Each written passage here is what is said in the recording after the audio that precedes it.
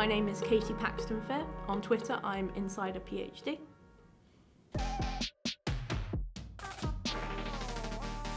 I was very fortunate that at the most recent London event, I was invited to be a mentee. And I performed like surprisingly well for someone who's never done bug bounties before. I'd gotten 2 bugs and I was so pleased. It was on Uber, so it was like a total kind of huge target, like very kind of unusual to find bugs there. But I found 2, and ever since I've just been hooked. Like, it's been the rush of adrenaline you get is like, can't deal. Like, I was working right until the very last minute, and I was shaking so much I couldn't even write the report at the end. But the high was intense, and I'm forever chasing it now. So, I'm a knitter. I've been knitting now for 3-4 years, and I've recently started making socks as of like the past 1.5 years. And I don't have many pairs of socks, but I have brought them to whenever I do something kind of techie. So I brought them to like interviews for my PhD. I brought them to like any time where I'm struggling with my code, I bring my lucky socks. And sometimes they work, but sometimes they don't work. However, on bug bounties, every single time I've brought my lucky socks, I found a bug. So I am convinced now that any of my hand knit socks are lucky. And I've brought with me here, I've brought several pairs, and I brought several pairs to Vegas as well. But some socks are luckier than others. So I like have my extra lucky socks and my kind of lucky socks. So in the run up, I wear the socks I'm not sure are lucky yet. And then at the event, I wear my lucky socks. I don't really believe in it, but sometimes at these events, you've got to take all the help you can get. And if it's silly lucky socks and it boosts your confidence, then just got to have my lucky socks. DEFENDCON is a conference aimed at women and other minorities getting into security, and also having some ally support there as well, which makes it a really unique conference because it is 80% women. And that's fantastic. And really our panel is kind of focused on me and the other panelists talking about our experiences and what issues that are particularly of relevance to women. So how do I get in, but actually how do I stay in security?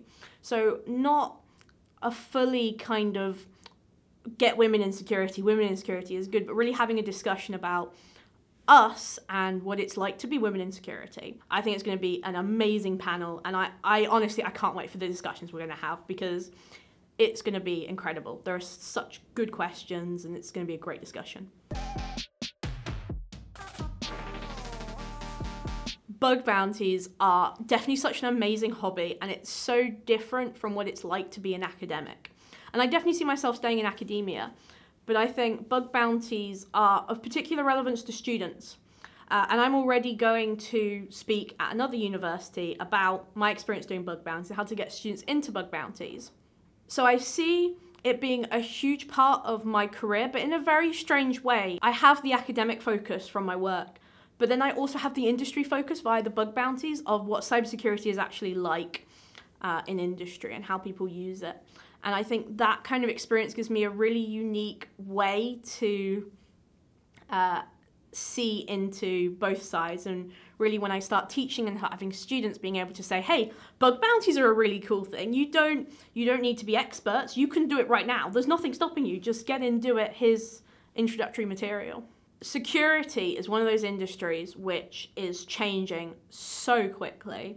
And it's becoming more and more relevant as we start to see not just kind of more hacking, as in malicious hacking, but also more legislation like GDPR is a big one in Europe right now, and having data breaches as being public and accessible. I think security is really on people's minds at the moment. They're super interested in how things are secured, how they can protect themselves, what a data breach is, what data is available to malicious individuals. So I think hacking as a kind of white hat hacking, if you like, or the kind of hacking where you're doing bug bounties, but not just bug bounties, but other kind of penetration testing stuff. I think is super important. It puts the company into the role that the attackers play. That's just something that I think is indispensable in understanding why security events happen and how can we prevent them. Really putting the company into the malicious shoes. Bug bounty hackers are so creative. You will never meet more creative people, and you can't hire the creative individuals that can do bug bounties, because as soon as you start hiring people, you're narrowing that pool, right? Like, you get one bug bounty person, but actually if you get 5, they'll have 5 different approaches to hack the same system. Using bug bounty platforms is really a unique way to get so much creative energy in and so much excitement into your product and get people doing that security testing. So I think it's indispensable, not just for putting the company in those shoes, but having access to this giant pool of really creative individuals. I don't hack on a lot of other companies, but to be fair, I wouldn't want to. Like, I have had such opportunity with HackerOne, from being able to come to these live events and meet the community, but also the support I've been getting on Twitter from some of my other posts by, tweeting my bugs. I've got so many people that are super engaged with the community, and I've also joined the Hacker 101 Discord as I was doing the CTS, and I've got so much help there. I can't imagine going anywhere else instead of HackerOne. Everything is perfect. The community is super encouraging. The community is super willing to help out. The staff are incredible. I've had literally no bad experiences. Everyone at HackerOne is lovely. And the programs are so wide and varied that I never feel like I'm at a loss of what to do. Like, I'll look and be like, well, I could hack on that program and then do some web stuff, or there's some mobile stuff on that program. There are so many different programs, I never feel, what am I going to do today? Because I could just pick anything, whatever I feel like. So I have no motivation to go anywhere else, because it's, as far as I'm concerned, my home. Two people that have been the most motivational and people I really look up to in the HackerOne community are Cody, who runs the Hacker 101 stuff. He is an incredible hacker, and he is so inspiring, so supportive. Like, every single time I've needed like some help, he said, yeah, I'll be there. And that's the kind of person I want to be. When the mentor program was being set up, the kind of goal was to get the mentees becoming mentors in the end. And totally want to do that. So seeing somebody like Cody mentor me so effectively makes me want to get on the mentor train and be like, yes, this is what I want to do for somebody else. And then Justin Reinerator is an incredible hacker, and he is just so super cool to talk to, so supportive, totally gets you into the community, and like will break down barriers for you. So those are people that I really, really look up to. It's super easy to be intimidated. Like, you've just got to sit there and realize actually hacking is hard. It's not easy. Like, there are top hackers who can sit there and find bugs day after day after day. They have all of their automated tools. They know their tools. They know so much. And people are correct to be intimidated by that. But actually, you just need to get started. There's nothing more intimidating than looking up to someone who's been doing it for years.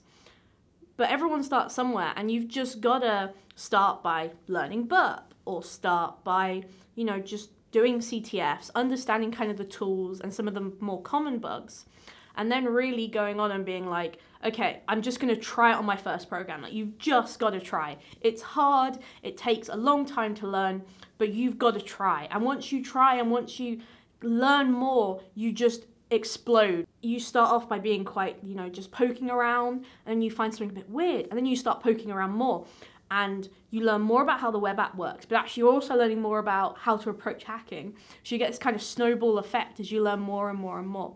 So my top advice for new hackers, or people who want to learn hacking who aren't hackers yet, just try it. Just have a go, because if you don't just try, you're never gonna be able to get over that intimidation curve. And yes, it is scary, it is intimidating, it super is. But it's not an insurmountable mountain. It's, you have the climbing gear, you just go up and do it.